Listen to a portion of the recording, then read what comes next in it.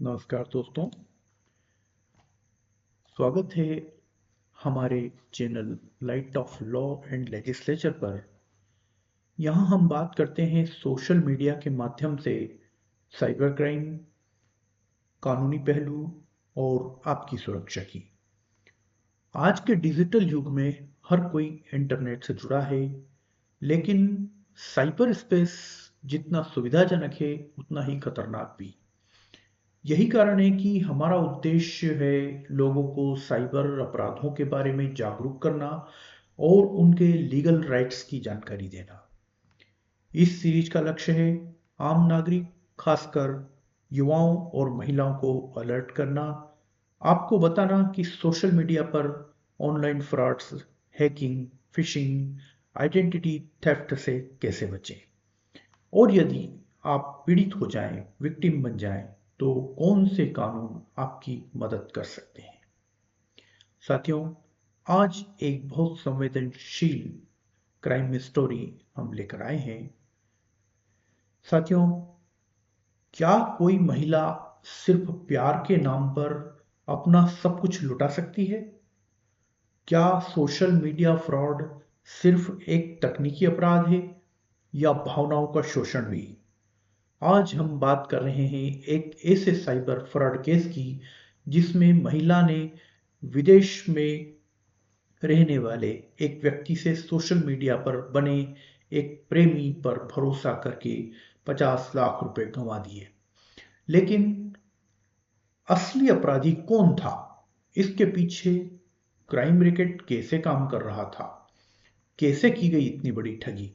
आइए जानते हैं इस केस को एक लीगल और सोशल पर्सपेक्टिव से सरल भाषा में। साथियों, शिकायतकर्ता महिला की सोशल मीडिया के माध्यम से एक व्यक्ति से मुलाकात हुई जो स्वयं का नाम क्रिस्टोफर और विदेश में सेटल होना बताया। कुछ समय बाद उस व्यक्ति ने शिकायतकर्ता महिला के सामने विवाह का प्रस्ताव रखा और यह बताया कि वह भारत आ रहा है और अपने साथ महंगे आभूषण और बड़ी मात्रा में नगद धनराशि ला रहा है। महिला ने उस पर विश्वास किया। इसके बाद एक अन्य व्यक्ति का मामले में प्रवेश होता है।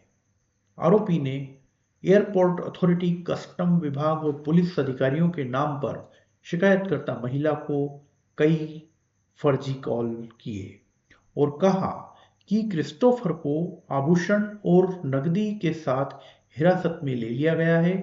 क्रिस्टोफर ने गुजारिश की है कि उसे बचाने के लिए धनराशि जमा करें। शिकायतकर्ता महिला ने पूरे विश्वास के साथ कस्टम ड्यूटी, पेनल्टी, पुलिस कार्रवाई और ट्रांसफर शुल्क के नाम पर मांगी गई राशि आरोपी के बताए अनुसार विभिन्न व्यक्तियों के बैंक खातों में ऑनलाइन 50 लाख रुपए से भी अधिक की राशि ट्रांसफर कर दी। बाद में जब शिकायतकर्ता महिला को ठगी का एहसास हुआ तो उसने पुलिस से संपर्क किया। जांच के दौरान यह सामने आया कि वर्तमान आरोपी एवं अन्य सह आरोपियों ने स्वयं और पत्नी के नाम पर और अन्य व्यक्तियों के नाम पर खोले हुए कई फर्जी खातों से शिकायतकर्ता महिला को ठग लिया। इस ठगी के माध्यम से आरोपी और सह आरोपियों द्वारा 50 लाख की भारी रकम हड़पी गई। जांच में यह भी पाया कि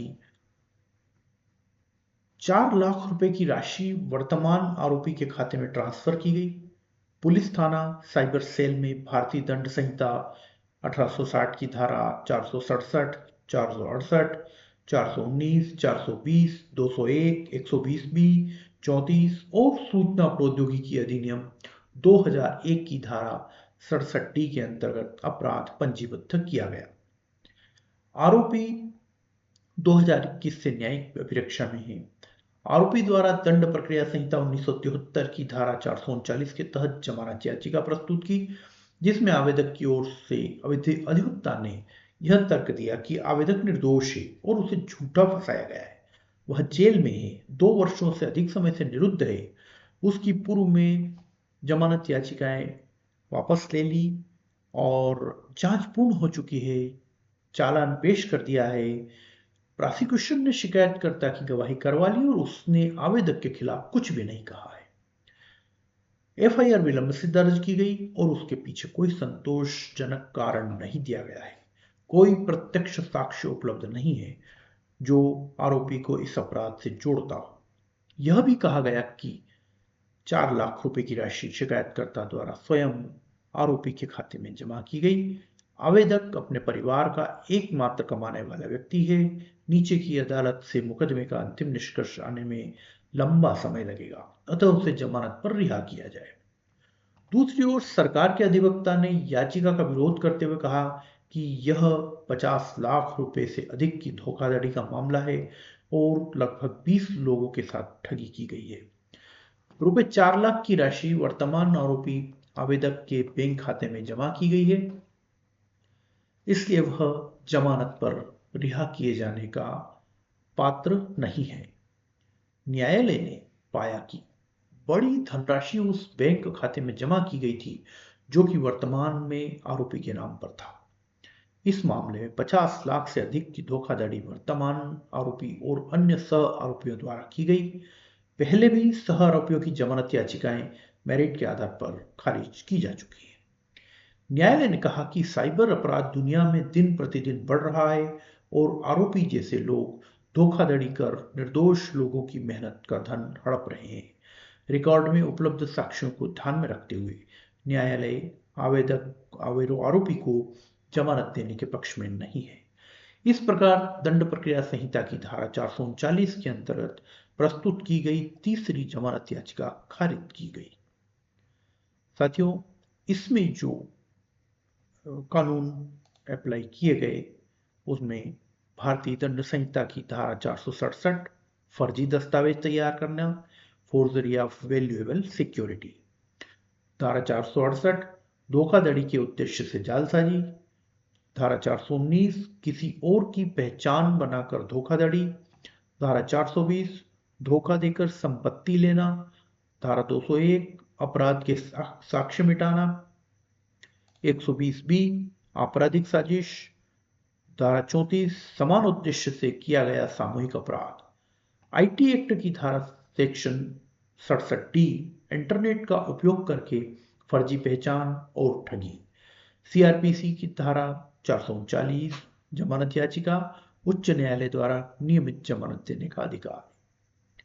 साथियों, इस केस से हमें क्या सीख मिलती है, हम क्या करें और क्या न करें? एक कानूनी और सामाजिक चेतावनी है। आधुनिक डिजिटल दुनिया में भावनाओं का शोषण सबसे आसान शिकार बन गया है।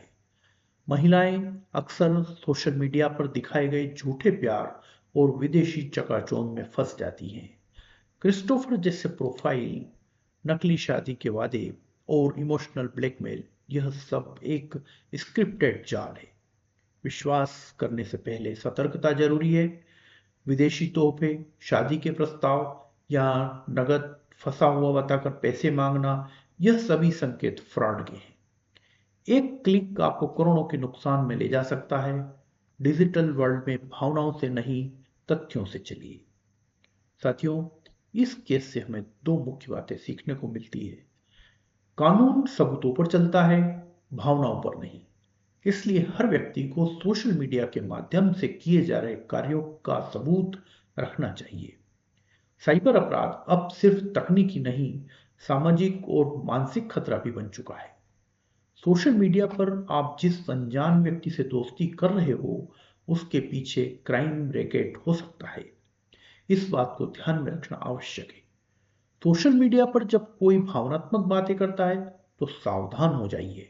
पहले वह व्यक्ति आपको भावनाओं में लेकर आपका विश्वास जीतेगा, उसके बाद आपकी भावनाओं से खेलने के लिए अन्य अपराधी पर्दे के पीछे से प्रकट हो जाएंगे।